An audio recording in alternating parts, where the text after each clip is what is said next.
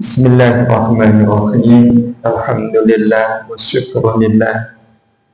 Thumma salatu wassalamu ala rasulillah Nabiyyina Muhammad ibn Abdillah wa ala alihi wa ashabihi wa mawala. La hawla wa la quwwata illa billah, amma ba'd.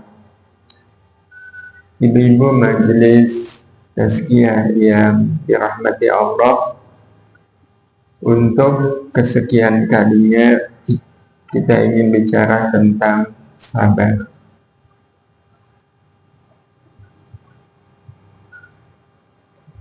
Kita katakan untuk kesekian kalinya karena memang sudah sekian kali kita menerima tema tentang sabar. Betul Ibu? Bosan nggak Bu? Kenapa enggak?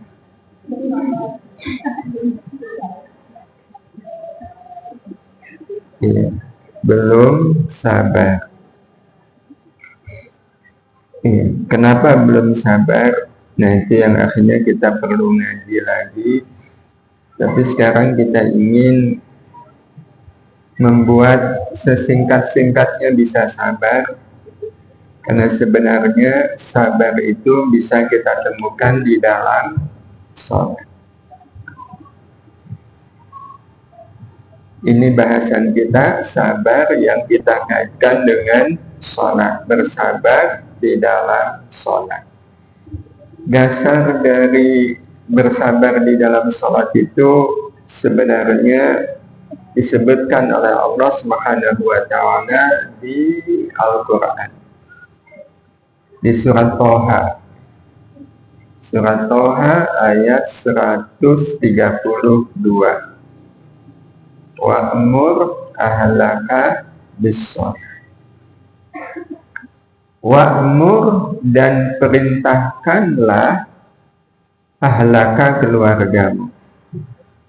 Perintahkan keluargamu bis-sholati, untuk sholat.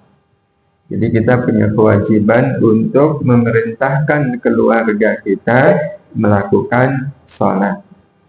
Ya, keluarga di sini ya bisa orang tua, bisa anak, suami, istri, siapa saja yang itu masuk dalam keluarga.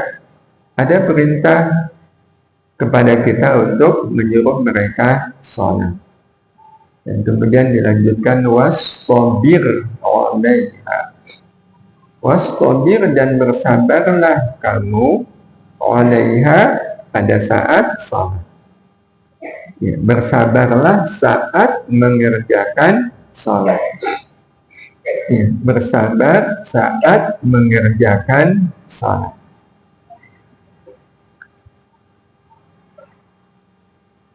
Bapak Ibu yang dirahmati Allah Subhanahu wa Ta'ala, ini yang sekali lagi menjadi dasar bagi kita untuk mengerjakan, untuk bersabar pada saat kita sholat. Nah, kenapa kita disuruh bersabar pada saat kita sholat? Ini kalau ada bapak-bapak, biasanya di dalam. Monggo Pak, di dalam saja. Ada tempat nih, kalau agak di sampingnya. Monggo monggo di sini. Biasanya bapak-bapak banyak ya, pada kemana ini bapak-bapaknya? Enggak tahu ya. Alhamdulillah.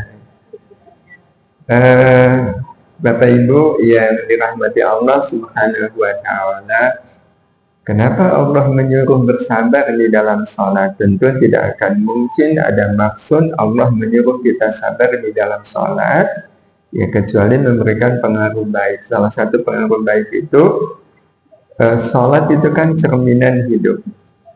Maka sering dikatakan, apa yang terjadi di dalam sholat itu yang terjadi di luar sholat. Jadi kalau selama sholat kita ingat Allah, maka kita akan mudah ingat Allah di luar sholat. Tapi kalau selama sholat sulit ingat Allah, besar kemungkinan di luar sholat tambah nggak ingat sama Allah Subhanahu wa Ta'ala. Jadi betul-betul cerminan, betul-betul cerminan.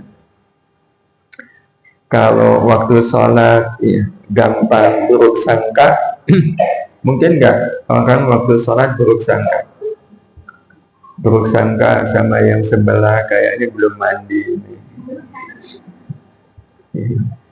Buruk sangka sama imam suara gini kok jadi imam, itu kan buruk sangka. Maka besar kemungkinan di luar sholat dia juga gampang buruk sangka. Tapi kalau selama sholat kita selalu berbaik sangka, insya Allah di luar sholat dia juga akan mudah berbaik sangka. Termasuk kalau kita bisa sabar saat sholat, besar kemungkinan kita juga akan mudah sabar di luar sholat.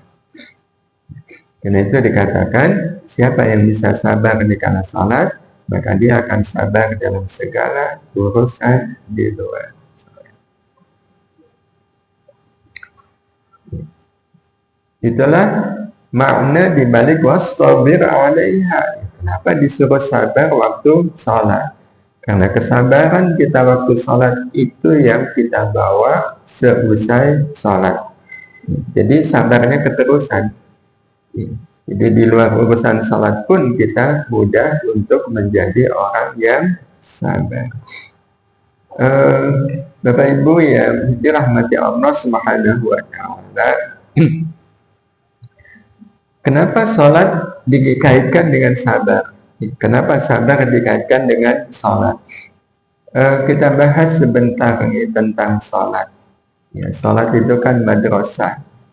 Madrasah kehidupan yang dirancang Allah untuk menjadikan diri kita orang baik. Itu sholat. Sehingga orang kalau sholatnya baik, insya Allah kehidupan di luar sholatnya pun baik. Karena madrasah, tempat di mana kita ditempat untuk betul-betul menjadi orang baik. Dan pertanyaannya, orang baik itu siapa? Orang baik adalah orang yang hanya mau melakukan yang baik, tidak mau melakukan yang buruk. Betul-betul tidak mau melakukan yang buruk. Sebab kalau ada orang yang masih mau melakukan yang buruk, tidak akan mungkin dia menjadi orang yang baik. Sehingga untuk bisa menjadikan diri kita orang baik, harus diawali dengan tidak mau melakukan yang buruk. Siapa yang dalam hidupnya nggak mau melakukan yang buruk, maka dia akan punya kesempatan untuk menjadi orang baik. Tapi kalau sudah nggak ingin, kalau masih mau melakukan yang buruk, sekali lagi dia tidak akan bisa menjadi orang yang baik dalam arti yang sesungguhnya. Inilah yang sebenarnya dipesankan oleh Allah kepada kita melalui sholat. Bukankah Allah berfirman di surat Al-Ankabut ayat 45, wa aqimis sholat inna sholata tanha 'anil fahsya'i wal munkar. Tegakkanlah salat, sungguh salat itu mencegah dari perbuatan keji dan mungkar. Perbuatan keji dan mungkar adalah perbuatan buruk.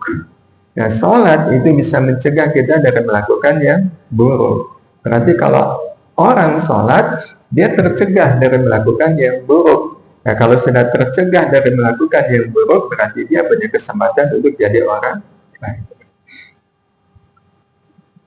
Jadi memang sholat itu madrasah. Dengan sholat, orang tercegah dari melakukan keburukan.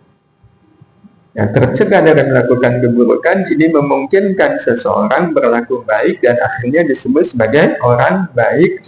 Bahkan kebaikannya nanti tumbuh. Karena ada kaidah dalam hidup, kebaikan itu hanya akan tumbuh dari tidak tumbuhnya keburukan.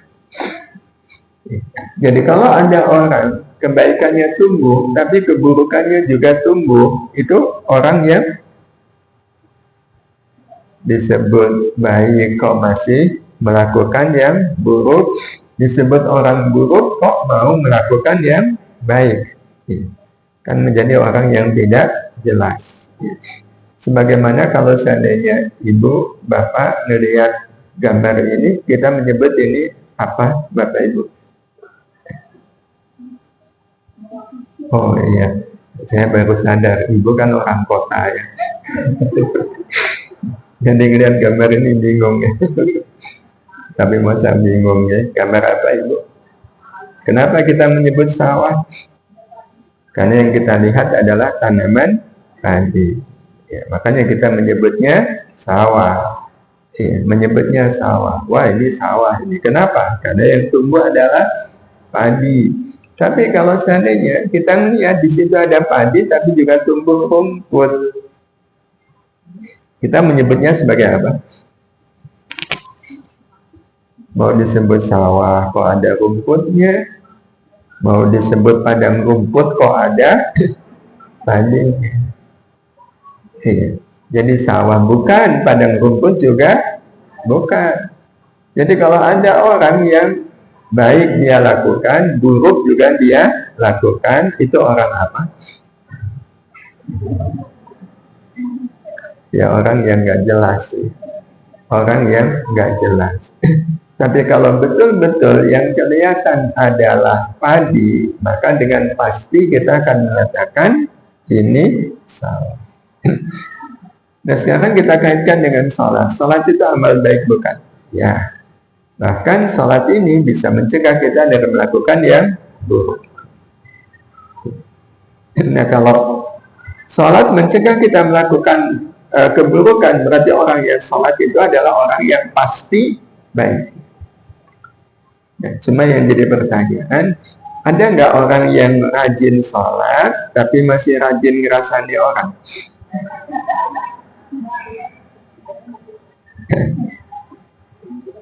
Kalau ada, mengapa? Mengapa banyak orang yang rajin sholat tapi masih rajin berbuat mungkar? Padahal sholatnya rajin, tapi yang mungkar juga rajin, sama-sama rajin. Itu kira-kira kenapa ibu? Nah, karena ini bicara sholat, ada dua macam orang sholat itu. Pertama, sholat yang dilakukan semata-mata memenuhi absen kehadiran. Jadi setor muka, ya Allah saya udah sholat, sudah absen ya Allah. Jadi udah ngisi absensi, saya hadir. Bukti saya hadir, ya saya sholat. Dari takbir sampai salam. Jadi cuma sekedar memenuhi absen kehadiran. Siapa mereka? Ya mereka yang sholat memang hanya sekedar memenuhi kewajiban. Ya memang sholat itu wajib. Karena wajib ya wajib dilakukan. Tapi ya sebatas karena hukumnya wajib. Nah, tapi nanti ada yang kedua, sholat yang didirikan tidak semata memenuhi absen kehadiran, tapi kesempatan untuk menyerahkan hati agar diisi dengan segala rasa. Ya. Ini yang kedua. Jadi tidak semata-mata absen.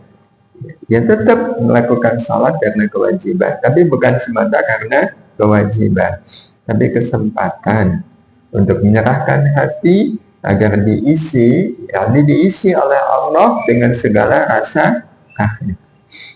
Dengan segala rasa akhir. Jadi ada orang yang sholatnya yang kedua ini. Nah, kira-kira kita selama ini kalau sholat yang pertama atau yang kedua?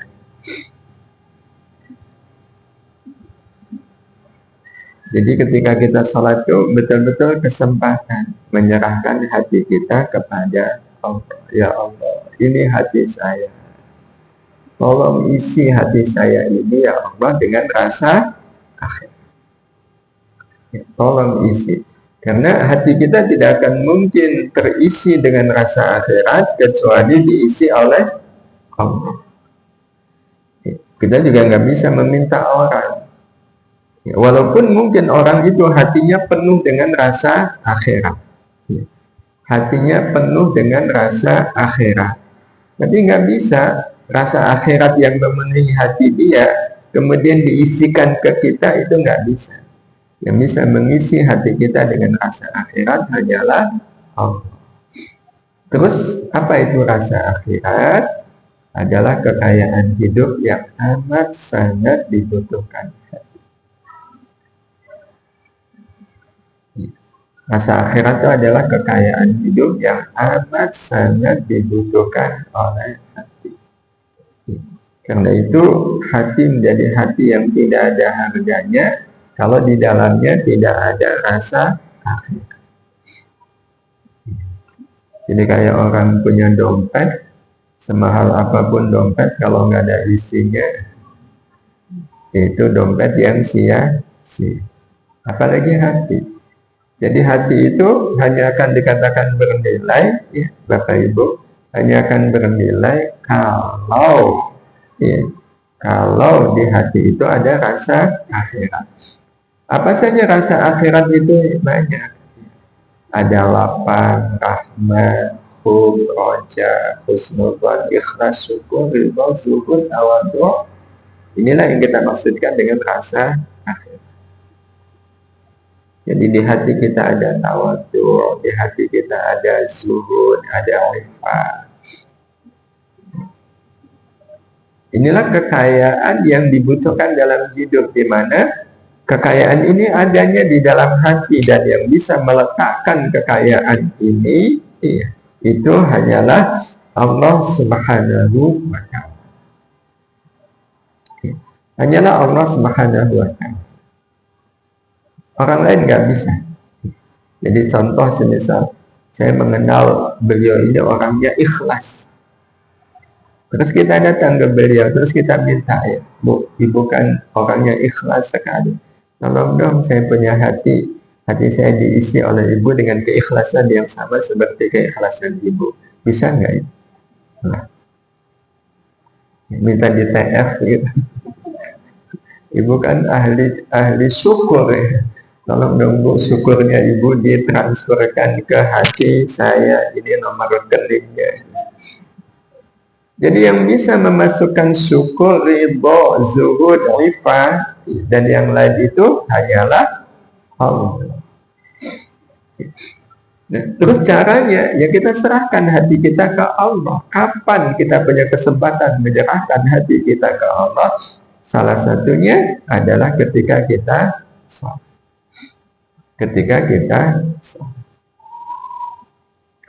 Nah, Bapak Ibu yang dirahmati Allah, terus ada nggak syarat agar hati kita itu terisi rasa akhirat waktu kita sholat? Apa syaratnya? Syaratnya cuma satu. Waktu kita sholat, sholatlah dengan sabar.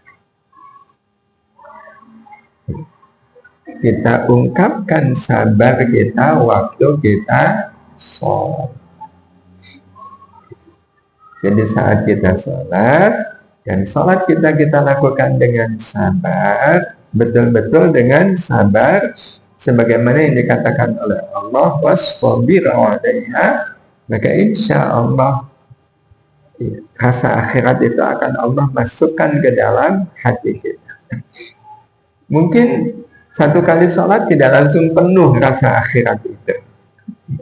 Bisa jadi mungkin ya, baru 5 tetes. Nanti kita sholat lagi tambah.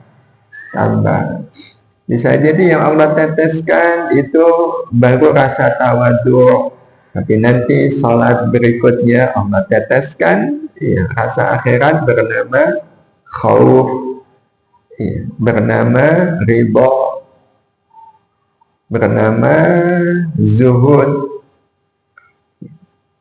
Itulah kenapa kemudian sholat harus diulang. Nah, kalau berdasarkan jumlah kita sholat, harusnya rasa akhirat di hati kita ya, Sudah melimpah atau masih kurang?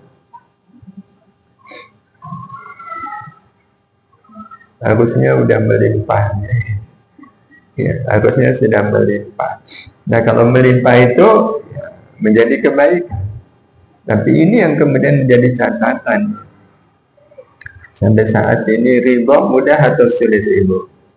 Sulit. Ikhlas sulit. Zuhud sulit. Nah, itu berarti masih sedikit ya. Ibarat orang minum lagi haus, sebab minum satu tetes kan tidak terasa haus, tidak terasa hilangnya haus. Dan jadi Bapak Ibu yang dirahmati Allah, inilah pentingnya sabar di dalam sholat. Dan sekarang kita ingin bahas ya, arti dari sabar. Apa sih makna sabar itu? Sabar artinya tetap beramal baik walau terasa berat dalam melakukan. Itu sabar.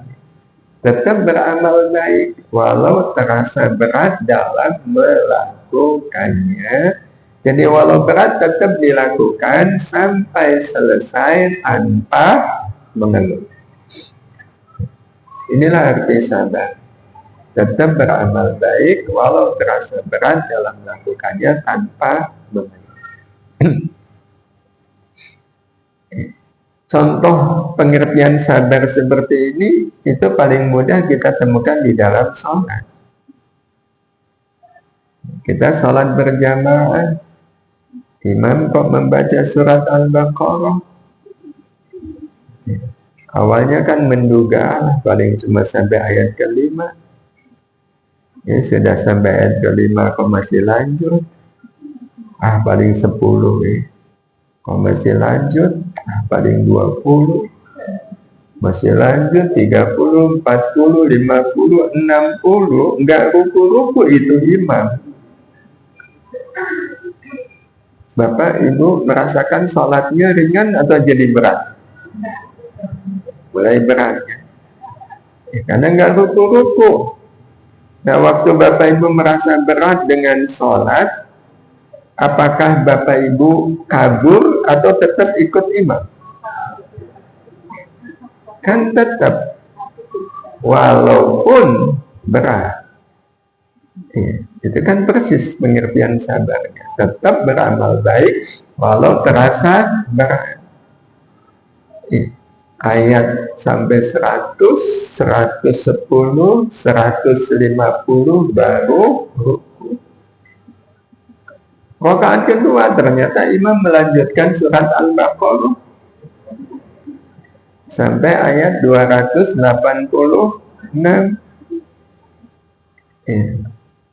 Kan Ibu Bapak tetap lanjut bersama imam hingga akhirnya selesai. Assalamualaikum, assalamualaikum. Bapak Ibu bilang apa? Akhirnya selesai. Nah, itu artinya Bapak Ibu sudah jadi orang sabar belum? Sudah. Kan sudah. Alhamdulillah akhirnya selesai. Nah, cuma kemudian yang jadi masalah, habis assalamualaikum, ke depan siapa sih imamnya? Pantesan beliau, dasar beliau ini. Nah, kalau setelah selesai salam bilang dasar beliau, itu namanya mengeluh. Nah, kalau pakai mengeluh batal sabarnya. Tapi kalau alhamdulillah selesai juga ini saya sholat, nggak ada ngeluhnya, nggak ada. Ya alhamdulillahnya karena sholatnya selesai, nggak ambruk di jalan kan. Ya, alhamdulillah. Nah, itu kita termasuk orang yang sabar. Ya. Inilah makna sabar. Maka kita bisa bayangkan kalau orang biasa sabar begini di dalam sholat, berarti di luar sholat dia bisa sabar nggak? Bisa.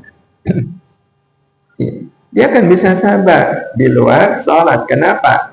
Karena dia menemukan sabar di dalam sholat. Karena sabar yang kita temukan di dalam sholat sabar yang kita rasakan di dalam sholat itu tetap kita rasakan di luar sholat. Tapi kalau sudah di dalam sholat nggak sabar, ya nggak bisa. Padahal sabar ini yang menjadi fondasi kebaikan. Tidak ada satu kebaikan pun yang kita lakukan dalam hidup kecuali membutuhkan sabar.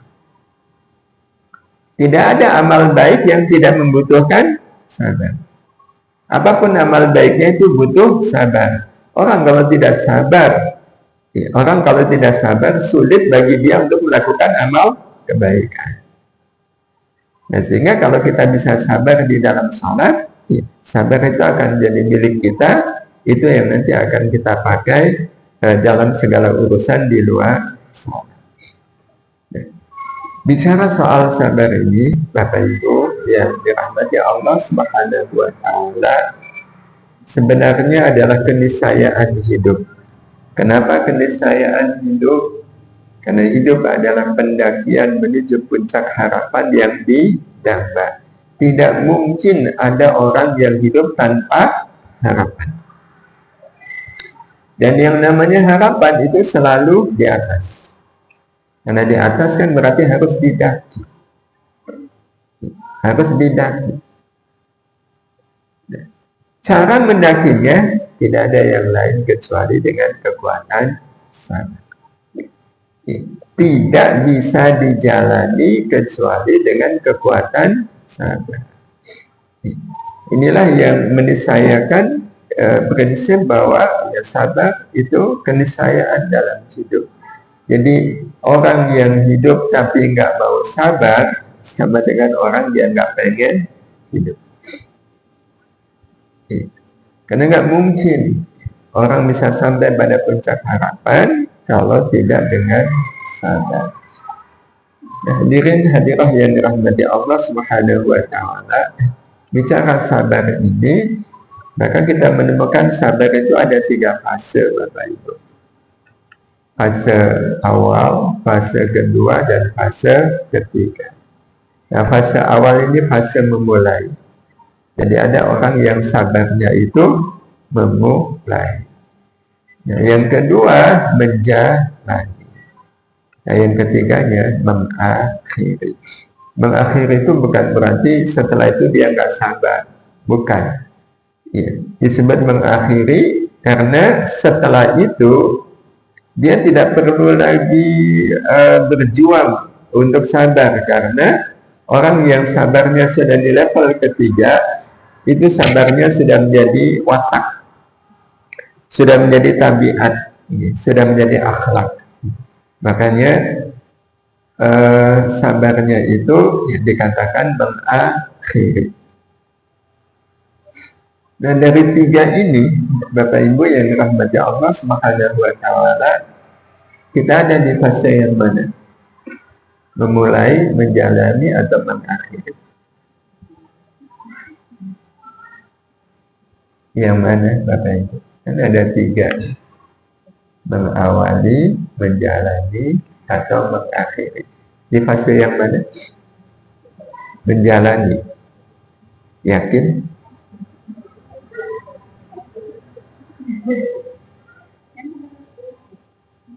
Menjalani atau jangan-jangan baru memulai? Nah, ini yang kita ingin coba lihat nih. Jadi ada memulai, menjalani, mengakhiri. Apa bedanya? Orang yang sabarnya memulai, dia baru memulai. Itu sabarnya, itu sabar menahan. Sabar tapi pakai menahan. Jadi ada rasa berat. Nah, kalau menjalani, kalau ada sesuatu,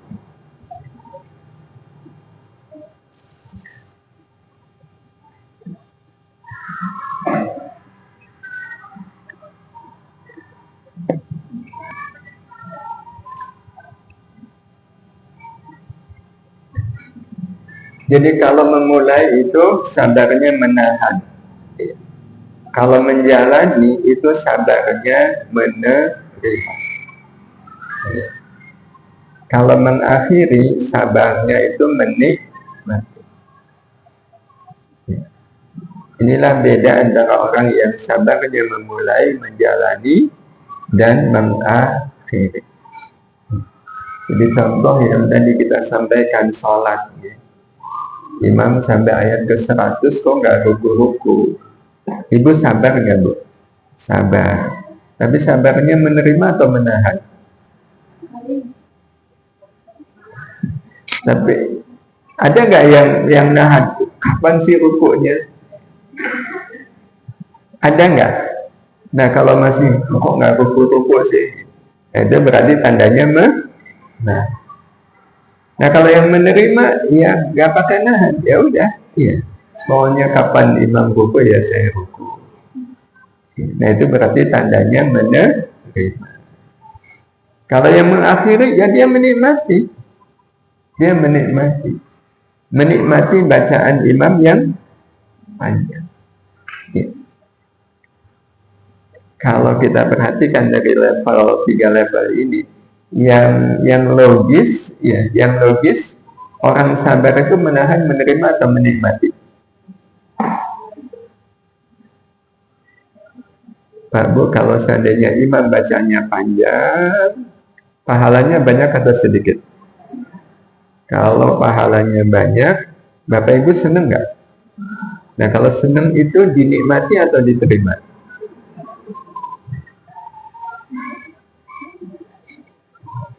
Tapi walaupun sudah tahu, tapi kalau level sabarnya baru memulai, ya tetap nggak bisa menikmati. Bisanya menahan kalau memulai. Contoh lain, kita dihina, kesempatan untuk sabar. Nah waktu kita sabar karena dihina, itu sabarnya menahan, menerima atau menikmati? Menahan. Iya. Sebenarnya saya pengen bales ini, tapi kalau saya disuruh sabar ya udahlah sabar. Tapi nahan. Nah, kalau masih nahan berarti sabarnya sabar memulai. Iya, memulai. Nah, tapi ada orang yang sabarnya menerima. Bukti dia menerima ketika dihina orang, nggak apa-apa. Dihina lagi, nggak apa-apa. Betul-betul nggak apa-apa. Dan memang kalau kita perhatikan Bapak Ibu, kita kalau dihina orang, sudah pernah kita sampaikan, itu apa-apa atau nggak apa-apa? Apa-apa atau nggak apa-apa? Nggak apa-apa. Nggak apa-apa. Jadi kalau ada orang dihina nggak apa-apa, itu wajar nggak? Sudah sewajarnya. Yang nggak wajar dihina orang tapi menganggapnya apa-apa. Apa-apa atau nggak apa-apa? Nah, tapi yang apa-apa ada nggak? Ada. Nah, kepada yang masih merasa apa-apa waktu dihina, kan pertanyaannya sederhana. Kalau memang dihina itu apa-apa, apa-apanya apa? Bisa jawab? Apa-apanya apa? Ya. Jadi orang kalau dihina terus dia menerima, itu sebenarnya sebuah keniscayaan, bukan? Keniscayaan. Makanya kita katakan bahwa sabar itu adalah keniscayaan hidup. Nah, ada yang menikmati. Nah, ini yang lebih logis itu menerima atau menikmati. Kita kalau dihina orang, kita dapat apa dari orang yang menghina kita? Dapat pahala. Nikmat nggak dapat pahala? Berarti kalau ada orang yang dihina, sabarnya menahan, sabarnya masih menahan, itu sebenarnya wajar nggak? Wajar. Baik, kalau wajar, kan berarti orang yang sabarnya menahan disebut baru memulai. Padahal kalau dipikir-pikir, ibu memulai sabar itu sejak kapan?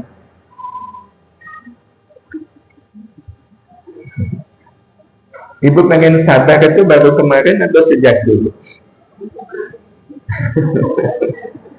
Baru kemarin. Padahal 2 tahun yang lalu ibu sudah pernah dapat materi ngaji sabar belum? Sudah. Kalau sudah dapat materi kan berarti waktu itu pasti ingin sabar kan, Bu? Iya. Berarti kita sudah memulai sejak dahulu.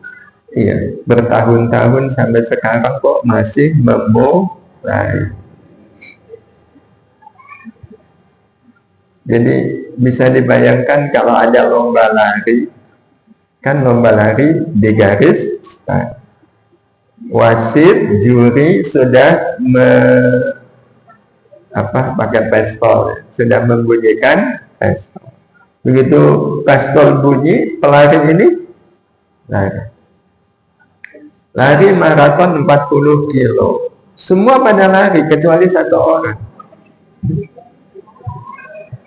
Sampai yang lomba lari ini muter 40 kilo balik dan sampai di finish, satu pelari tadi tetap di garis start. Kira-kira ada nggak lomba lari begini? Ada pelari dia tetap di garis start, ada? Kalau ada kan aneh banget, betul? Jadi kalau ada orang yang 10 tahun yang lalu memulai sabar, hari ini juga sabarnya masih di memulai. Itu aneh gak sebenarnya? Aneh. Tapi alhamdulillahnya gak aneh. Kenapa? Temennya banyak. Temennya banyak. Jadi karena temennya banyak, yang aneh tidak dianggap aneh. Nah, Bapak Ibu, inilah sholat. Jadi sholat itu sebenarnya adalah pendakian menuju puncak kesabaran. Nah, bagaimana sholat ini yang menjadi pendakian menuju puncak kesabaran? Bapak Ibu, satu hal yang kemudian harus kita pegangi terlebih dahulu sebelum nanti kita kaitkan dengan sholat. Ini satu prinsip Bapak Ibu. Kita tidak akan mungkin bisa sabar sepanjang kita hanya ingin senang, tidak mau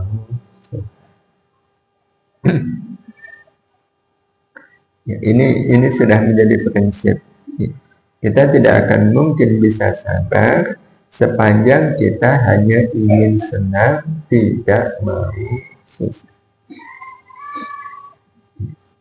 Ini kalau kita coba cek, kita tes pernyataan ini. Ini pernyataan kita banget nggak Bapak Ibu? Jadi kalau nanya Bapak Ibu mau susah nggak? Nggak, maunya senang. Ya. Sepertinya ini hal yang wajar, sepertinya ini hal yang lumrah. Tapi kalau betul-betul dipegangi oleh seseorang, itu berdampak sangat serius ya, bagi hidupnya. Jadi dia sulit untuk menjadi orang yang sabar. Sedemikian sulit sampai-sampai ya kesabaran itu kayak nggak ada dalam ingatan. Karena emang maunya hanya mau senang, inginnya ingin senang. Nggak ada pikiran untuk sabar, itu nggak ada. Ya yang ada ya pengennya senang, nggak mau susah. Bapak Ibu, kalau Bapak Ibu dikasih sakit, pengennya apa? Bukan bukti. Pengennya sembuh.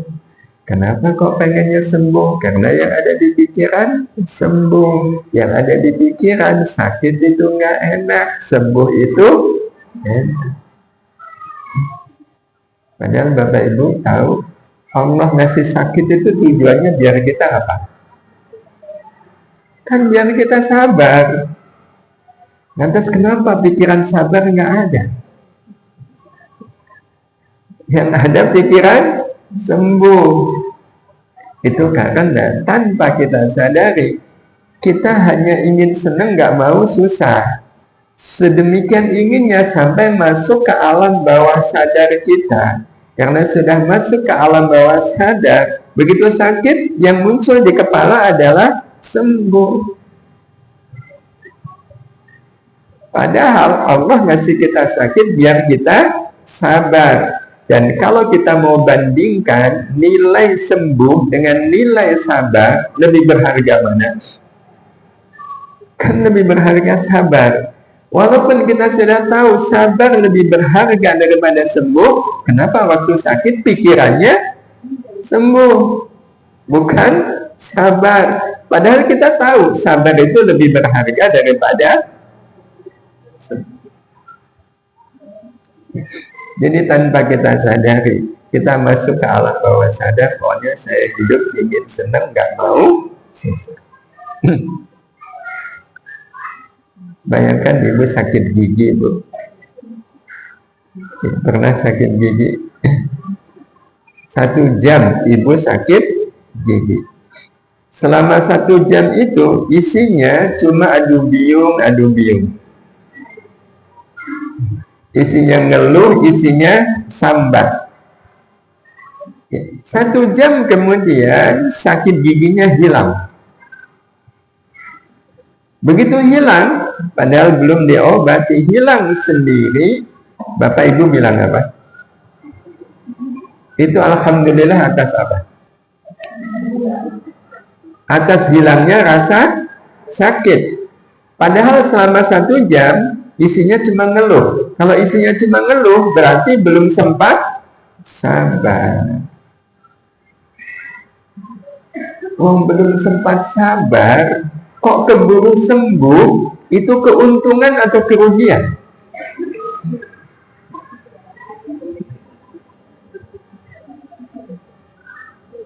Ibu untung atau rugi? Belum sempat sabar, keburu sembuh, kan rugi. Rugi kok bilang alhamdulillah. Dan bilang alhamdulillahnya kan spontan. Kalau spontan itu artinya apa? Masuk alam bawah sadar. Jadi alam bawah sadarnya cuma pengen senang, gak pengen. Ini kan kita sudah tahu petanya. Tapi kita coba. Kalau Bapak Ibu sakit gigi, Bapak Ibu pilih mana? Sakit gigi 1 jam atau sakit gigi seharian?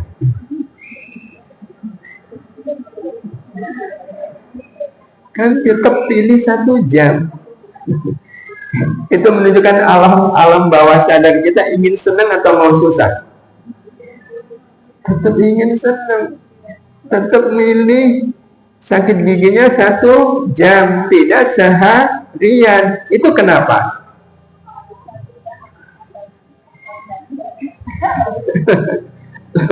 Kalau seharian nggak sabar. Loh, padahal kalau mau bisa nggak seharian kita sabar? Kita tetap bisa sabar seharian kalau kita memang punya prinsip mau susah. Yang membuat kita nggak bisa sabar sakit gigi seharian karena memang belum mau susah, maunya senang.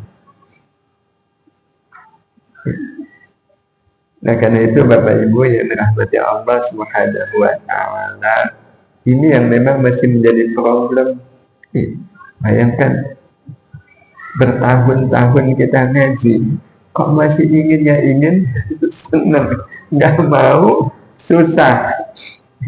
Itu kenapa, Bapak Ibu? Padahal, nah ini menjadi catatan tersendiri bagi kita. Allah berfirman begini, Bapak Ibu, ya di surat Asy-Syams, fa'alhamaha fujuraha wa taqwaha. Maka Allah ilhamkan pada setiap diri manusia, Allah akan ilhamkan pada setiap diri manusia. Apa yang Allah ilhamkan? Fujuraha, fujurnya diri, wa taqwaha, dan takwanya diri. Di ayat ini para ulama mengatakan bahwa manusia itu punya 2 kemungkinan dapat ilham. Ilham fujur dan ilham takwa. Ilham fujur itu ilham yang membuat orang punya pikiran yang buruk, punya gagasan yang buruk, punya ide yang buruk. Kalau ilham takwa, ya ilham yang membuat manusia itu punya pikiran yang baik, ya, punya ide yang baik, punya gagasan yang baik. Nah, soal ilham fujur dan ilham takwa itu sangat tergantung pada manusianya. Ilham fujur itu mudah sekali masuk pada orang yang memang hidupnya hanya ingin senang. Jadi kalau ada orang yang hidupnya hanya ingin senang, entah kenapa yang muncul di kepalanya adalah ilham buruk, pikiran buruk, ide-ide yang buruk. Jadi yang buruk itu kayak gampang muncul. Itu orang yang hidupnya hanya ingin senang. Sementara ilham takwa itu akan mudah masuk pada orang yang memang hidupnya mau susah, siap susah. Mau susah, siap susah, itu ilham takwanya yang muncul. Pikiran takwa, pikiran baik, ide yang baik, gagasan yang baik. Jadi ternyata pola hidup manusia yang hanya ingin senang dan pola hidup manusia yang mau susah, siap susah, itu berefek pada ilham yang muncul di kepalanya. Contoh, kita langsung praktek nih. Habis hujan deras, ya, udah terang hujannya, ibu jalan di trotoar. Pas lagi jalan di trotoar, jalan Magelang, di jalan ada genangan air. Tiba-tiba melintas mobil,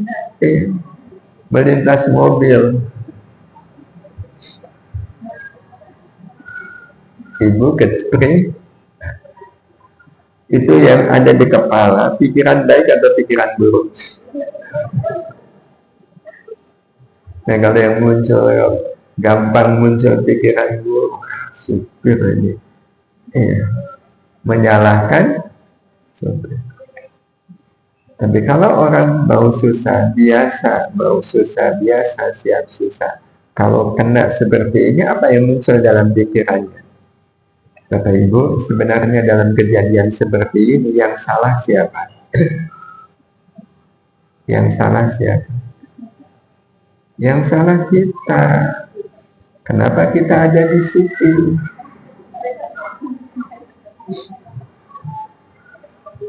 Benar betul nggak?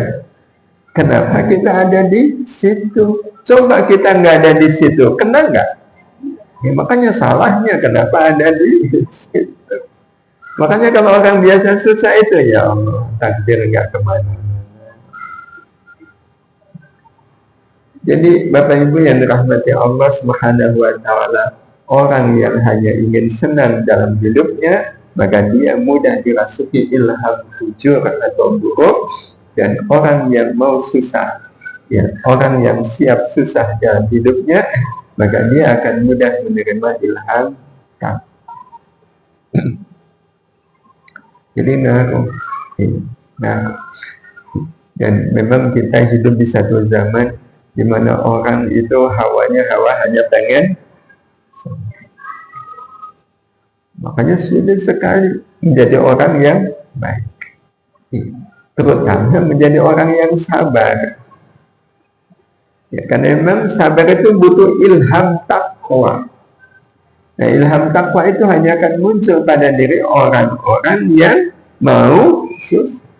Jadi orang kalau mau susah, yang muncul ilham takwa. Karena yang muncul ilham takwa, maka mudah bagi dia untuk sabar. Sabar atas kesusahan hidup yang ada. Jadi nggak masalah. Dan yang muncul adalah ilham.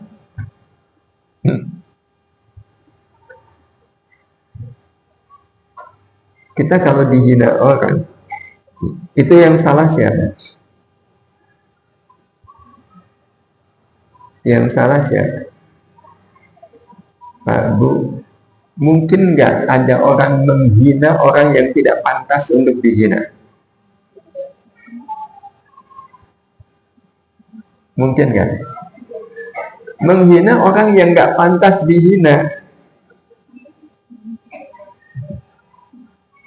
Beliau ini orang yang sangat baik. Ya. Kalau orang yang sangat baik berarti pantas nggak dihina? Ibu kalau mau menghina orang itu biasanya yang dihina itu yang memang pantas dihina atau nggak pantas dihina? Kalau ada orang nggak pantas dihina, berani nggak kita menghina? Enggak. Jadi orang itu menghina karena dalam pikirannya ini orang memang pantas untuk dihina. Maka kalau seandainya kita dihina orang, itu tandanya apa? Tandanya saya memang masih menjadi orang yang pantas untuk dihina. Maka sebenarnya orang yang menghina kita itu aslinya orang yang sedang memberitahu kita bahwa kita masih punya kehinaan. Betul. Dia memberitahu kita bahwa kita masih punya kehinaan. Nah, Ibu kalau seandainya di wajah Ibu ada sesuatu yang nggak sepatutnya ada di wajah, terus ada yang ngasih tahu ke Ibu tersinggung atau berterima kasih? Karena beliau memberi. Nah, orang yang menghina kita itu adalah orang yang memberitahu kan, bahwa di dalam diri kita ada kehinaan. Berarti orang yang menghina kita orang yang baik atau orang yang tidak baik? Itu kan ilham pikiran kita bahwa orang yang menghina saya adalah orang baik, karena beliau memberitahukan saya bahwa saya masih menyimpan kehinaan. Itu ilham bukan? Itu ilham.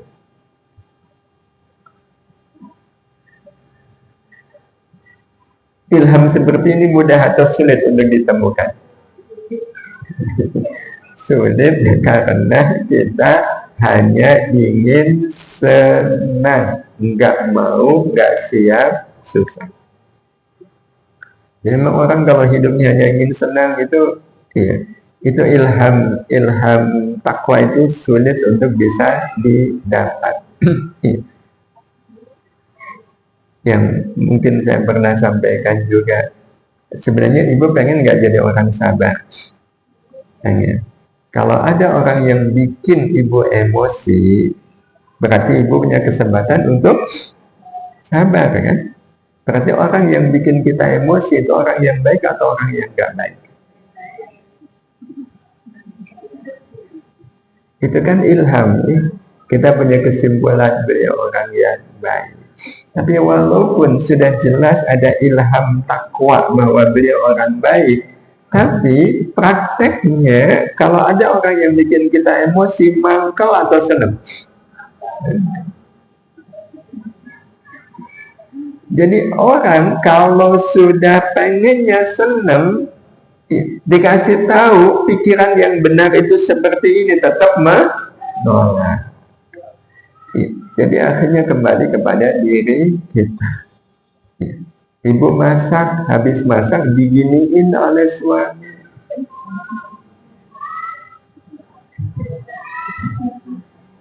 Seneng atau mangkel? Loh, kalau mangkel, Ibu, kalau ada orang membeginikan kita, bahayanya apa bagi kita? Nggak ada. Lantas kenapa muncul pikiran mangkel? Itu sebenarnya wujud dari selama ini kita hanya ingin senang, nggak mau.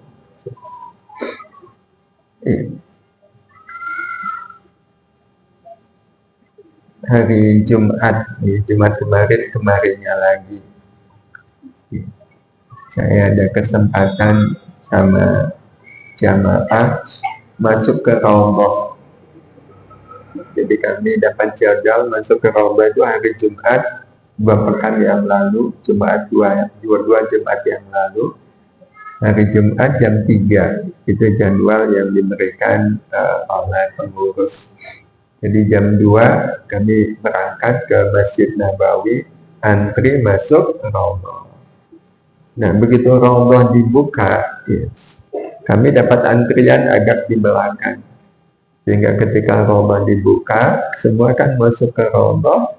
Pas kami mau masuk, ternyata Raudhahnya sudah penuh. Sudah penuh. Nah, karena sudah penuh, kami nggak bisa masuk ke Raudhah. Ya, kami hanya di belakang Raudhah. Ya, disebutnya mulhaq Raudhah. Mulhaq itu yang diikutkan ke Raudhah. Jadi sebenarnya bukan Raudhah, tapi karena nyambung dengan Raudhah dianggap Raudhah. Tapi sebenarnya bagi orang yang tahu, ini bukan Raudhah. Terus ada jamaah yang berdoa, ya, yang tidak dapat Raudhah itu. Selesai berdoa, beliau nanya ke saya, Ustaz, salah nggak tadi saya berdoa? Kita kan nggak dapat Raudhah. Iya, memang nggak dapat Raudhah. Tapi saya doanya, ya Allah, ijabah doa saudara-saudara kami yang sedang berdoa di dalam Raudhah. Itu saya doanya begitu, salah nggak Ustaz? Saya dengar beliau itu langsung, ya Allah, kok jenengan malah punya ide, punya ilham doanya mendoakan yang di Raudhah, padahal beliau nggak dapat Raudhah. Itu kan orang yang nggak dapat jatah mendoakan yang dapat jatah. Ya, saya cuma, ya Allah, kok ilham yang muncul mendoakan itu, ya. Beliau bisa berdoa seperti itu karena beliau biasa susah, mau susah, siap susah. Bayangkan kalau seandainya ada orang yang biasa senang, harusnya masuk Raudhah kok nggak dapat Raudhah, bisa jadi doanya beda. Ya Allah, saya kan jauh-jauh dari Indonesia biar bisa doa di Raudhah. Kenapa saya dapatnya kok di luar Raudhah? Kenapa ya Allah? Itu doa atau protes? Jadi waktu beliau nanya, Ustaz, salah nggak sih doa begitu? Saya bilang, nggak cuma salah kan, doa Bapak lebih terdengar di langit daripada yang doanya di Raudhah. Jadi memang begitu orang kalau biasa susah itu. Jadi ilhamnya itu ilham yang takwa. Ada orang miskin, punya tetangga kaya, tetangganya beli mobil. Ini yang miskin berdoa, ya Allah, tetangga saya bisa beli mobil. Saya jangankan mobil, motor juga nggak bisa, pilih sepeda juga nggak bisa. Tapi ya Allah, saksikan, saya senang tetangga saya bisa beli mobil. Saya mohon ya Allah, rawat mobil beliau, jaga mobil beliau, jadikan mobil beliau manfaat, jadi kebaikan bagi beliau. Boleh nggak orang miskin doa seperti itu? Menunjukkan berarti kelas beliau tinggi atau rendah. Dan kenapa beliau bisa berdoa begitu? Karena memang beliau siap susah, mau susah. Bayangkan kalau orang miskin nggak mau susah, nggak siap susah, tetangga bisa beli mobil. Pertama meriang, yang kedua doanya kan kebayang, nggak tahu doanya kayak apa, nggak berani kita menyebutnya. Tapi yang muncul kan bukan ilham takwa, tapi ilham ujub. Ya, bisa jadi membanding-bandingkan, ya Allah, saya memang miskin, tapi kan saya taat kepadamu. Tetangga saya itu jangankan taat, ya Allah, ke masjid juga enggak. Kenapa enggak beri dia mobil saya? Ini doa atau protes? Maka memang ini kata kunci Bapak Ibu yang dirahmati Allah, bagaimana kita siap hidup susah. Siap hidup susah. Orang kalau siap hidup susah, Bapak Ibu, pulang dari tanah suci, pengen balik lagi nggak? Tapi kalau orang hanya pengen senang, ada nggak yang kapok? Pulang dari tanah suci? Ada. mereka yang hanya ingin senang.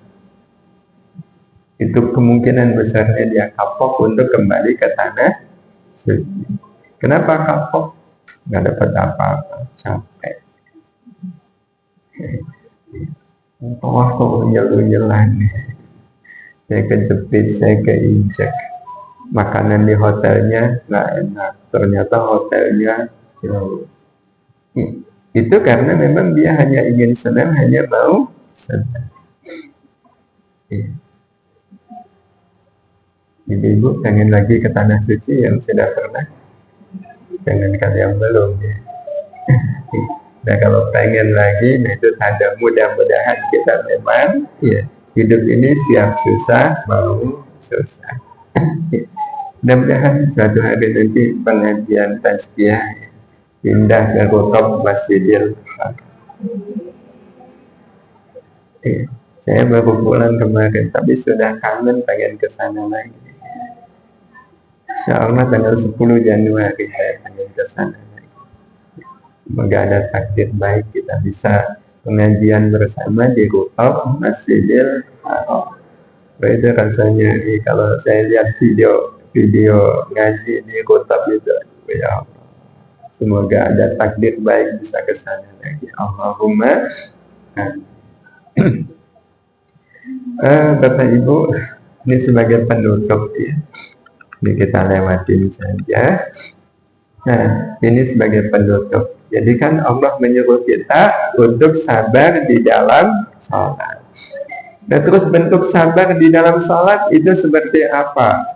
Ada 4 poinnya yang ini sering kita sampaikan sebenarnya. Tinggal nanti kita terapkan di dalam sholat.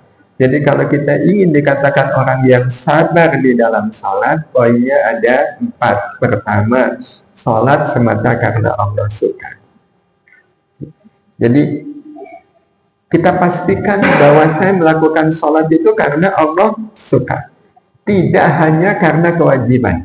Walaupun memang ia wajib, tapi ya Allah bukan karena ini saya suka. Saya sholat. Bahwa sholat itu hukumnya wajib, itu kan tanda berarti Allah suka kalau saya sholat. Karena nanti dampak kalau kita sholat semata karena Allah suka, kita nanti akan menjadi orang yang mudah melakukan apapun yang Allah suka. Kan yang Allah suka tidak hanya sholat. Zikir Allah suka, ya. Baca Quran Allah suka, sedekah Allah suka, puasa Allah suka. Maka kalau kita sholat semata karena Allah suka, maka Allah akan buat kita juga menyukai semua yang disukai oleh Allah.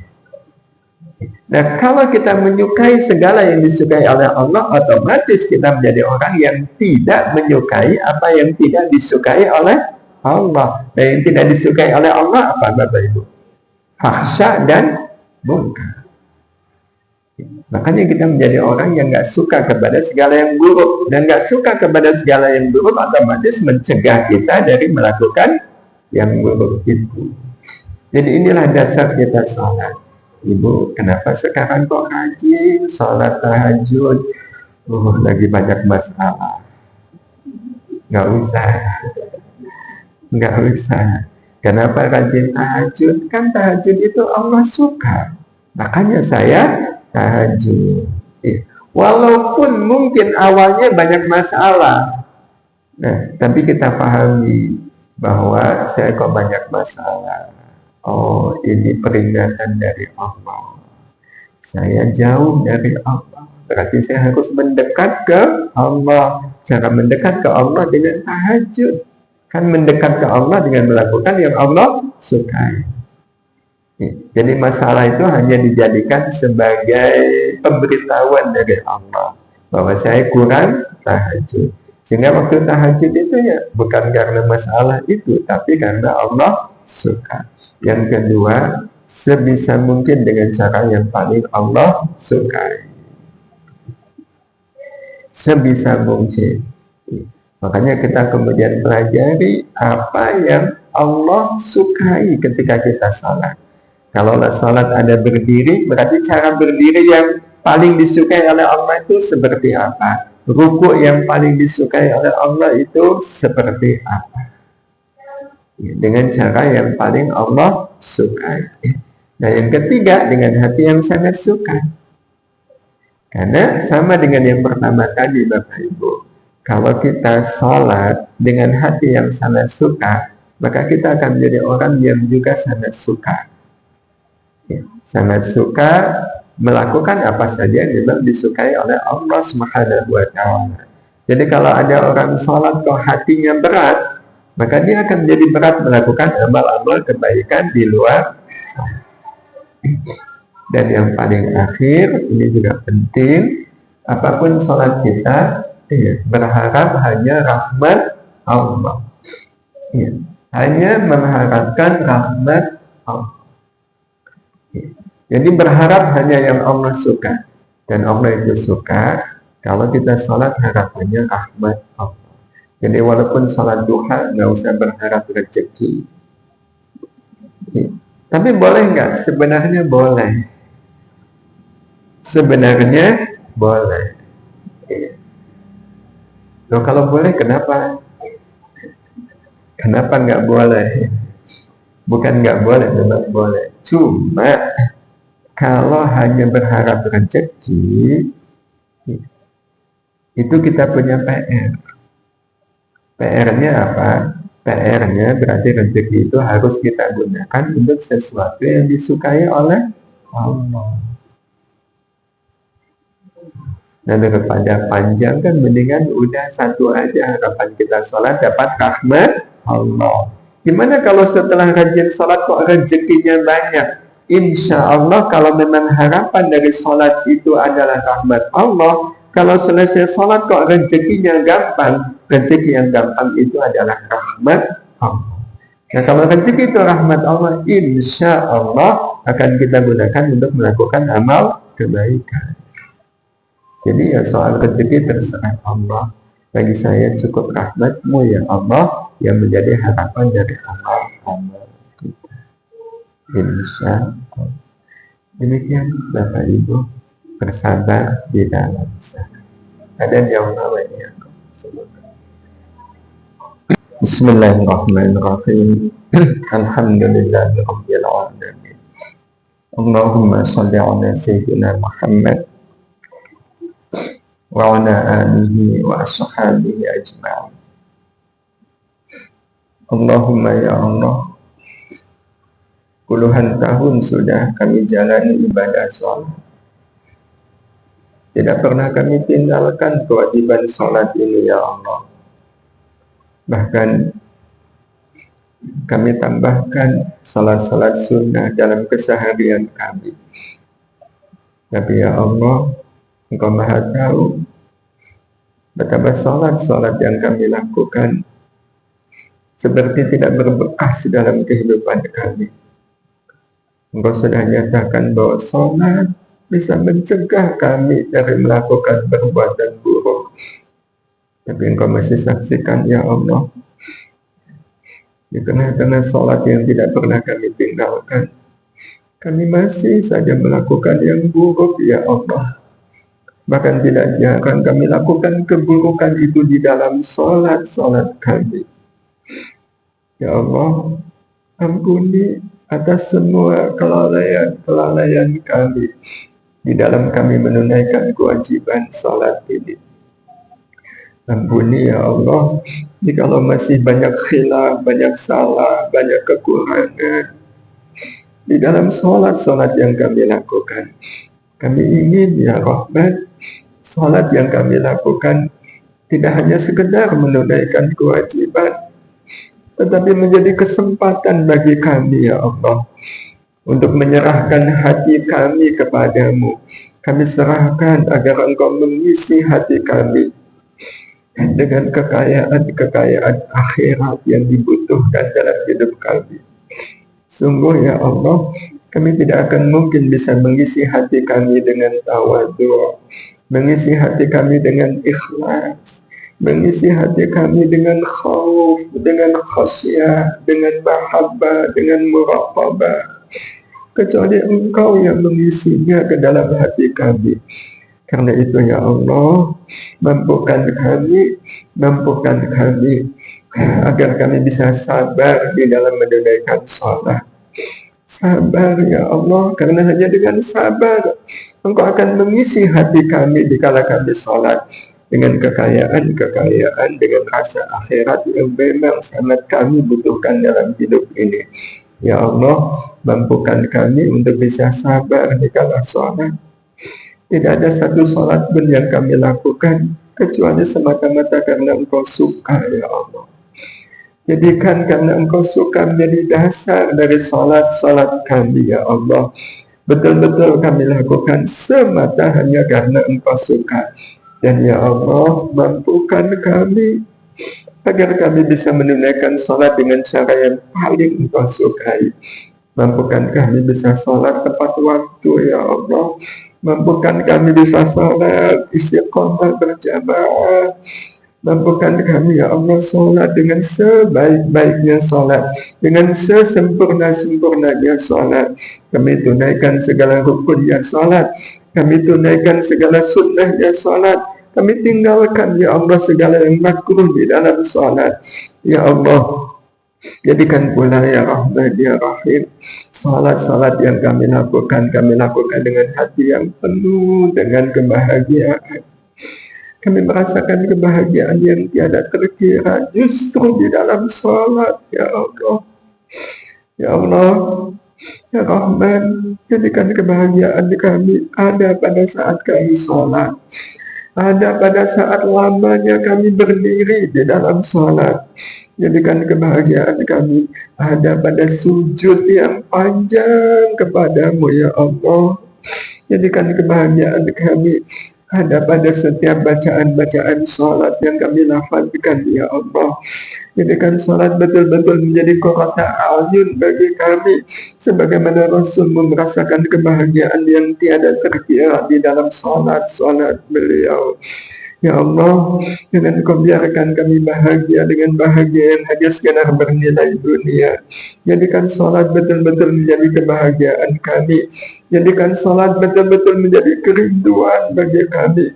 Jadikan sholat betul-betul menjadi ketenangan bagi kami, menjadi telaga kedamaian bagi kami ya Allah.